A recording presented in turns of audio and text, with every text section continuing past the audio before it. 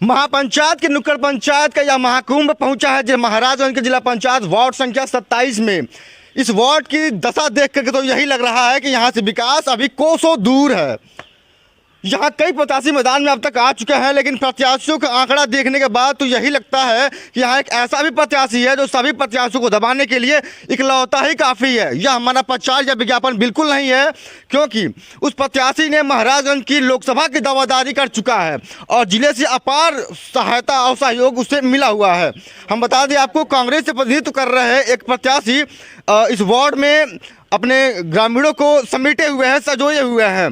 हम यहाँ वार्ड की जब दशा देखने आए तो यहाँ पे हमारे साथ सैकड़ों ग्रामीण जुट गए और हमें ग्रामीणों को दूर करना पड़ा। लेकिन अब हम बता दें आपको, हमारे साथ ये ग्रामीण हैं, इन ग्रामीणों की समस्याओं को लेकर बात करेंगे और चर्चा करेंगे इनके विकास को लेकर कि इसके पहले 5 वर्ष पूर्व जब इनसे विकास के नाम पर वोट लिए गए, जो प्रत्याशी आकर के इनके चरणों की धूल को अपने माथे से सटाते थे और वही प्रत्याशी चुनाव जीतने के बाद अपनी बड़ी बड़ी गाड़ियों से, लग्जरी गाड़ियों से जब सड़कों पर धूल फांकते दौड़ते हैं तो वही धूल उड़ करके इन प्रत्याशियों इन मतदाताओं के मुंह को आ जाती है। लेकिन अब इन ग्रामीणों से बात करेंगे कि किस तरह की समस्याओं से जूझना पड़ा है इन्हें पिछले 5 वर्षों में और किस तरह के प्रत्याशी नए प्रत्याशियों को ये लोग वरीयता देंगे। क्या नाम है आपका, कहाँ के रहने वाले हैं आप? मैं जंगल जोगियाबारी का हूँ। मेरा नाम अमित कुमार है। जी।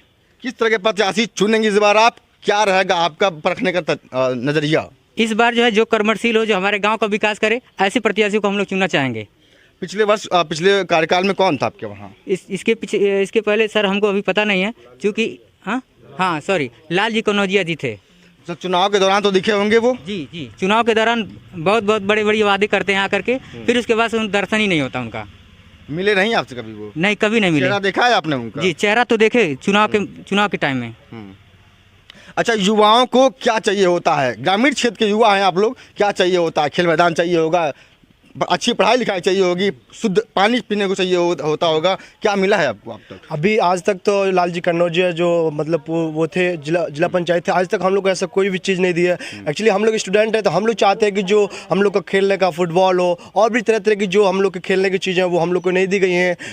हमारा जिला प्रत्याशी ऐसा होना चाहिए जो हमारे गाँव में विकास करे और डेवलपमेंट करे। जो गाँव में समस्या है, जो भी ज़रूरत हो, नाली से लेकर जो भी पानी, हर चीज़ की सुविधा होनी चाहिए। हम यही कहना चाहते हैं। हमारे जिला पर जो भी अब की जो हमारे मतलब जिला प्रत्याशी आए तो हमारे गांव को जो डेवलपमेंट करें, यही ऐसा होना चाहिए। किस क्लास से पढ़ते हैं आप? हम तो क्लास 10th में पढ़ रहे हैं। मेरा नाम सोनू कुमार है, मैं ग्राम जंगल जोगियाबारी में रहने वाला हूँ। मैं जात का कंजड़ हूँ। अच्छा जी। पढ़ाई अब तक आगे चल रही है आपके? रुक गई? मेरा क्लास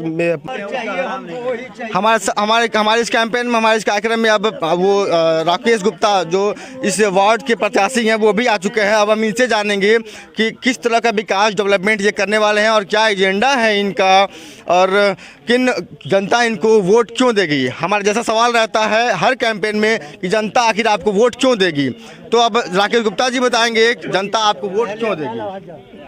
सर्वप्रथम मैं आपको धन्यवाद दूंगा इस कैंपेन के लिए। बहुत अच्छा एक कैंपेन है और मैं थोड़ा बहुत बता दूं कि मेरा सपना था महाराजगंज को महानगंज बनाने का। मैं भी एक किसान परिवार का हूं, यहीं बगल में घर है मेरा। और जब मैं बाहर पढ़ता था लोग महाराजगंज का नाम नहीं जानते थे, तो बड़ा दुख होता था कि कैसे ये किया जाए कि भाई मेरे घर का नाम लोग नहीं जानते हैं। तो मैंने तभी डिसाइड किया कि भाई ये इसको सही कैसे किया जा सकता है। इसका एक ही जवाब था, सिस्टम में आना, मतलब पॉलिटिक्स में आना। कितना भी बड़ा बिजनेसमैन बन जाइए तब भी आप कुछ नहीं कर सकते जब तक आप पॉलिटिक्स में नहीं आ सकते। 2010 से लगातार मैं पॉलिटिक्स में हूँ। 2014 में लोकसभा का निर्दल चुनाव लड़ा मैं, लेकिन सफलता नहीं मिली। उसके बाद से कांग्रेस पार्टी में से लगातार संघर्ष करता रहा, टिकट की मांग किया, टिकट नहीं मिला, विधानसभा में नहीं मिला। तो जो हमारे समर्थक हैं गाँव के, उन्होंने बोला भैया आप छोड़ दीजिए वो सब चुनाव, आप एक छोटा चुनाव लड़िए, पंचायत का चुनाव लड़िए, आपको हम लोग एक तरफा जिताएंगे और आप इसके लिए बाद आगे भी जा सकते हैं जिला पंचायत अध्यक्ष के लिए, वहाँ से आप विकास कर सकते हैं। तो ये मेरा एजेंडा था ये चुनाव लड़ने का। तो जनता आपको वोट क्यों देगी, किन मुद्दों पे देगी आपको वोट? क्या कहते हैं आप जनता से? आप एक जिले के प्रतिष्ठित व्यवसायी भी हैं, एक समाजसेवी भी हैं, राज्य स्तर पे आपका नाम है समाजसेवी के रूप में, तो यह पहचान आप अपने वहाँ अपनी जनता के बीच कैसे बनाएंगे? अब देखिए, सबसे बड़ी बात क्यों विकास नहीं होता है। क्योंकि जो लोग बैठे हैं पार्लियामेंट में, पंचायत में, उनको पता नहीं है कि कैसे गांव का प्लानिंग करके कैसे डेवलपमेंट कर सकते हैं। बस नोट दारू जो है सिस्टम आया उस पर फेंक दिया, जातिगत समीकरण के हिसाब से लोग वोट मांगते हैं। लेकिन सही मायने में जब तक पढ़ा लिखा प्रत्याशी हो, पढ़े लिखे लोग राजनीति में नहीं आएंगे, तब तक किसी भी गांव का विकास नहीं होगा।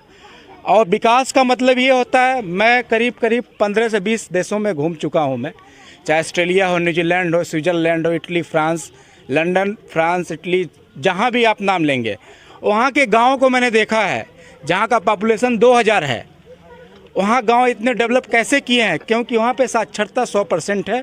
वहाँ की सरकार एजुकेशन 12 तक के बच्चों का फ्री करती है, वो बोझ परिवार से हट जाता है, सब्सिडी मिलता है उनको। और यहाँ पे हमसे क्या हो जाता है, हर चीज़ में हम लोग टैक्स देते हैं, समय समय पर महंगाई होती रह रही है, किसान के पास पैसे नहीं हैं। तो ये सब मुद्दे हैं, इसलिए मैं कमिटमेंट नहीं करूँगा, मैं काम करके दिखाऊँगा। इस क्षेत्र का सर्वे करने के दौरान हमने कई प्रत्याशियों से भी बात किया। कई प्रत्याशी तो वैसे निकले हैं जो कैमरे पे बोल भी ना पाए, आधी अधूरी बात कह करके वो कैमरा बंद करा दिए। हमने चुना राकेश गुप्ता को कि आप हमारे कैंपेन में आएँ और अपना 2 शब्द कहें और जनता के सवालों का सीधा जवाब